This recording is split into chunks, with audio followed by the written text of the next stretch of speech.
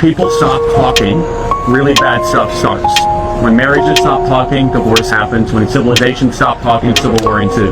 When you stop having a human connection with someone you disagree with, it becomes a lot easier to want to commit violence against that group. What we as a culture have to get back to is being able to have that reasonable disagreement where violence is not an option.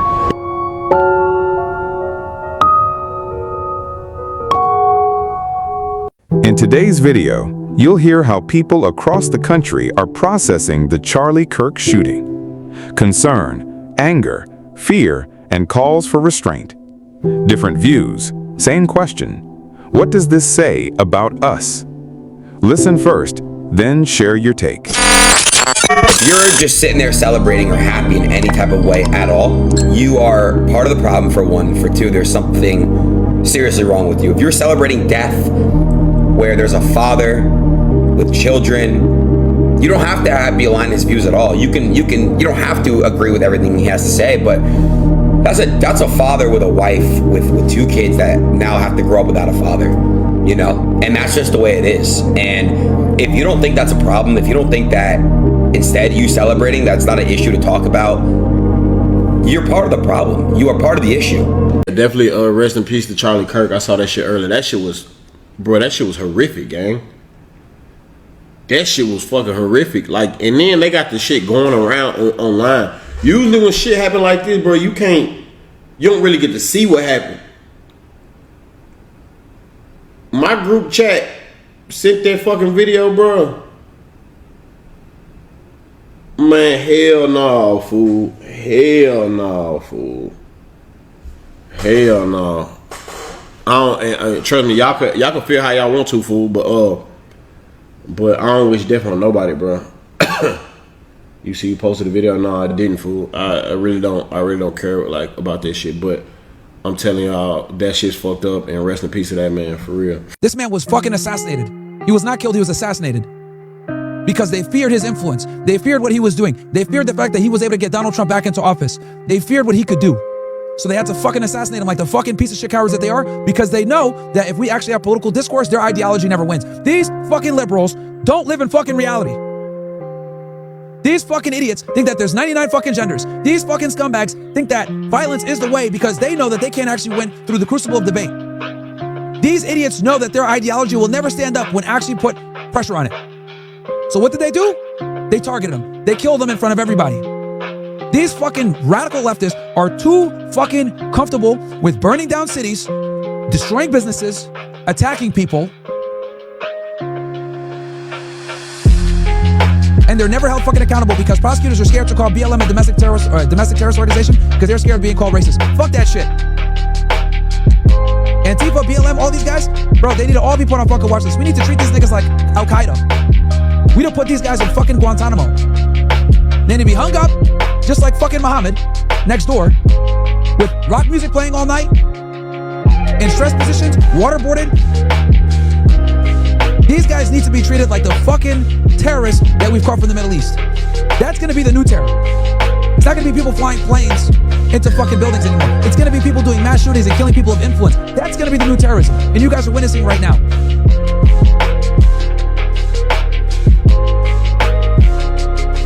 So we live in a generation where people can't even say their opinions without having to watch their back. Are we serious? Are we serious? Like, bro, how can you be comfortable with yourself like that? You have no life to the point where you care about what someone else thinks about something to the point where you have to go out and take their life. This is past politics, bro. This is like different stuff. Like, dude, y'all really need God. Because how are you so bored in life where you have to go out and worry about somebody's opinions and you're celebrating them losing their life? I will never understand that. You're so bored in life to where you have to celebrate someone losing their life. Go get some motion. Go get closer to God. Go do something with your life.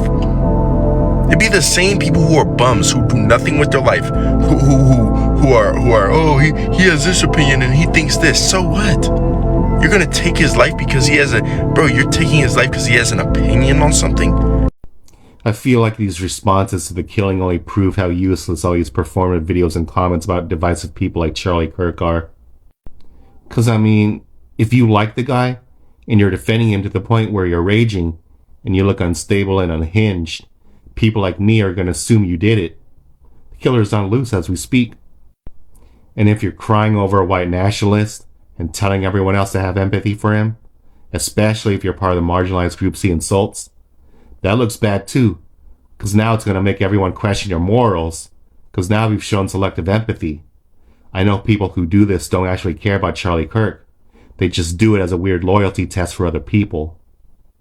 Anyway, this entire discourse is a lose-lose situation that people shouldn't honestly waste too much time on, whether you like him or not. He's pro-Israel. I'm glad he deserves it. Haha, R.I.P. Bozo. I'm seeing people say that on Twitter.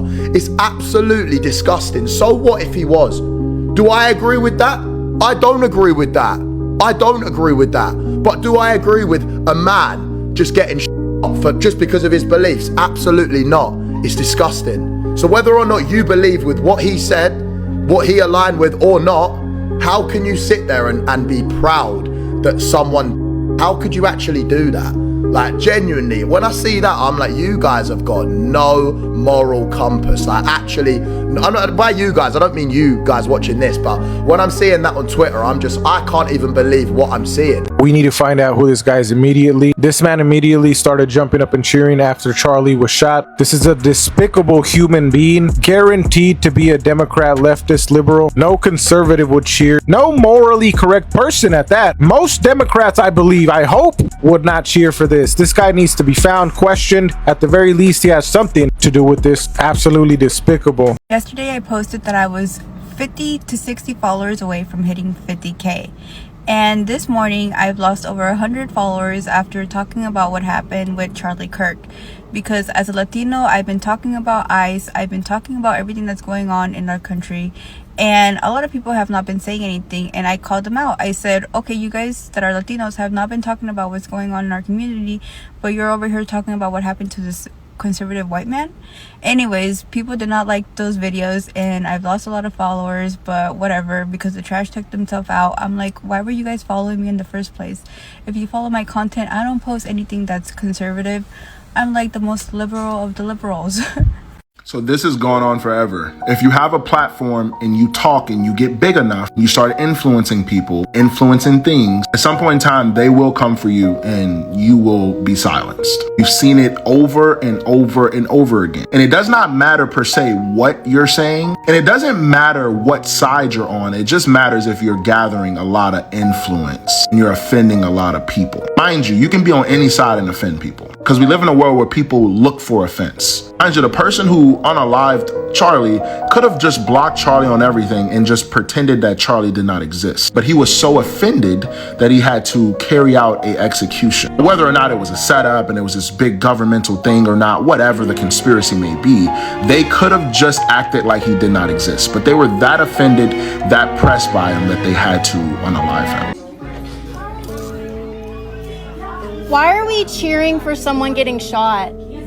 Like, no matter what political beliefs are, we should not be cheering that someone got shot. He has a family. We do. I value everyone's beliefs, but we should not be cheering as a class that someone got shot. He has a family. Crazy word. Niggas just think that shit cool. Nigga, I just saw a nigga get sniped point blank. Boy, that nigga neck bobbled like a bobblehead in this bitch. I'm like, bro, niggas is treating like this regular. I just saw a nigga get sniped and blood gushed out his neck. And niggas is laughing. I'm like, bro, this shit is insane. What is niggas talking about? That's crazy to me. Really crazy, bro. That's crazy, bro. So RIP, no cap. RIP, no cap. That shit is not it. I never understand why niggas, I'll never understand why niggas be excited to see niggas die. Oh, the nigga was a politician. Did you agree with what he was saying? Maybe not. Maybe you didn't, but you wishing death and happy a nigga died? Just a father, just somebody, family member, you feel me? So Charlie Kirk was pronounced dead, right? Somebody just took Charlie Kirk's life. And I find it crazy how over the last few days, when speaking about that situation that took place in North Carolina, I believe, where the black man fatally stabbed the Ukrainian woman, and people have been calling for the black man's life to get taken, you spent the last few days talking disparagingly about black people, and your actual final words were gang violence or gang on gang violence when speaking about black people, right? And you were in the predominantly white town of Utah. You were in Utah, which ranks 34th in the U.S. for racial and ethnic diversity. And the person who took your life was none other than this man who resembles Larry David, gang. This is what I mean. Y'all spew this divisive rhetoric, and then it comes back to bite you in the ass. You feel me? It's nasty, bro. Condolences to his family. You feel me? Again, I don't call for anything to happen to anybody, regardless of how I feel about their political views. But when you put certain energy out, I believe in karma. Certain energy comes back. You feel me? Do y'all not get that? Do y'all not understand? I know a lot of y'all got a lot of bravado behind these screens, behind y'all computers and y'all phones. And y'all, you feel me? But you had everything to say about black people and gang violence and how you would look at a black person differently than you would look at a white person, right? You had all this to say about black people. And in the white town or city of Utah, an old white man was the one. Like, come on. It's crazy, man. I'm out of here. I seen the Charlie thing, bro. The situation is terrible. It is awful. He's a father. For this to happen in broad daylight, a friend or family, and it's online, and we're going to see this video circulate everywhere. It's going to traumatize. If it traumatizes us, imagine what it's going to do to the family when they get older. You know, shouldn't nobody be assassinated or killed over their views or political views or their opinion? You know, it's a sad situation. You know, and it's sad to see people. I posted on this, right. Look, y'all. I said, man, prayers to Charlie and his family. Sad, bro. I had people look. As a black man, you shouldn't have nothing to say about bro. I'm not saying you got to spread hate, but you should have no remorse for this man. You disappoint the fuck out of me. This dude was human. To be honest with everybody, I never knew anything about Charlie Kirk, so that's why when I was hearing about him being shot, I didn't speak on it or anything like that because I felt like I wouldn't know much to be able to offer to the situation. But as I've been seeing around, many of people saying a bunch of disrespectful and disgusting things about this man after he done lost his life, all because it seems that he had his own opinions and his own mind, and just because y'all disagree with him, people feel like it's okay that this happened to this man. And not only that, what really got me to do this video is when I heard that his wife and his child was there to see this man be shot. You didn't have to like him. You didn't have to agree with him. Hell, you didn't even have to know him. But to know that a wife and a child had to watch him be unalived in front of them is absolutely heartbreaking, and your heart should break because of that. Because it's not fair and it's not right to them that they had to endure that and now have to relive that for the rest of their lives. And for someone to take this man's life, for him to have his own opinions, is absolutely foul and fucked up. And it should tell us even more so as humans here in America how much this division has really gotten to people around our country, and how much we truly need to start standing for each other, coming together with each other regardless of left, right, up, down, religion, political views, sexual preference, orientation, skin color. It does not matter. When are we as humans going to learn that it's okay for us to agree to disagree with each other and continue to go forward with each other? Since when are we all okay with having the freedom of speech or wanting the freedom of speech, but being okay with a man unalive for using his freedom of speech? Martin Luther King Jr. said it best: an injustice anywhere is a threat to justice everywhere. That means if it could happen to Charlie Kirk, it could happen to you and or somebody else that you love, or somebody else whose opinions you agree with. And if you applaud this and you condone this, then that means you would have to applaud and condone it if somebody turned around and did it to somebody that you love, that you shared opinions with. As I've been trying my best to hold back tears as I'm doing this video, It's truly sad and fucked up to see how humans are behaving towards each other.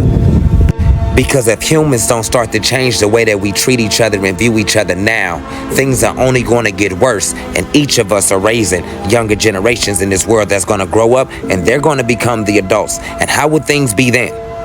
I want to offer my condolences to Charlie Kirk's family, and also rest in peace to Charlie Kirk.